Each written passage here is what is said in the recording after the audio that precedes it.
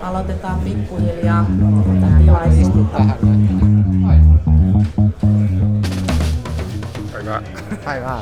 Nyt olemme live-lähetyksessä, vai? Kyllä, joo. Moi. Moi moi. Mites menee? Mites tässä? Vieraat vastaan ja toivottavasti tulee hyvä ilta. Joo.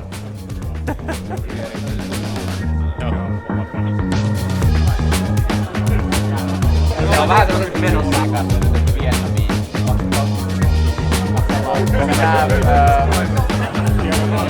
Ai se Olli Karpolainen sun. Se on hirveän iso merkitys. Oikein hyvää iltaa kaikille ja lämpimästi tervetuloa Trail Openersin jäseniä tällä hetkellä. Luodon jäseniä täällä. Olkaa hyvä. Tervetuloa. Vuolu.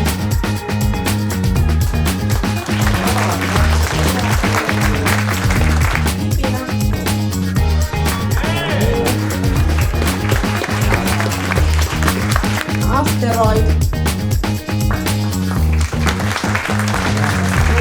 North Coders.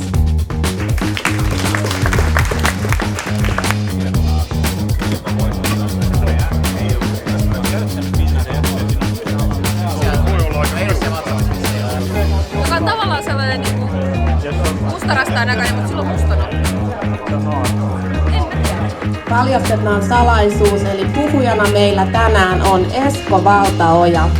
Lämpimästi tervetuloa.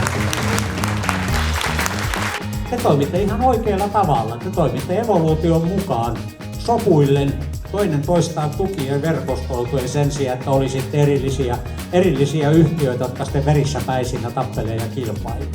Näkemään tulevaisuuden, meidän itsemme tekemään tulevaisuuden. Ei jotain tulevaisuutta, joka on jo kiveen hakattu, ei jotakin korkeampien voimien meille antamaa tulevaisuutta, vaan tulevaisuus, jonka me teemme itse. Kyllä. Niitä nyt tarvitsee itse asiassa lue kahta eri kirjaa. Hesassa ei voi enää pysäköidä ilman älykäyttöä, ne oli pakko hankkia. Ei se mun onnellisuutta ainakaan toistaiseksi ole lisännyt, kiitos kysymys. Mulla on ihan Turun yliopiston geneerinen sähköpostiosoite, jos et sitä onnistu löytämään, niin väärällä alueella.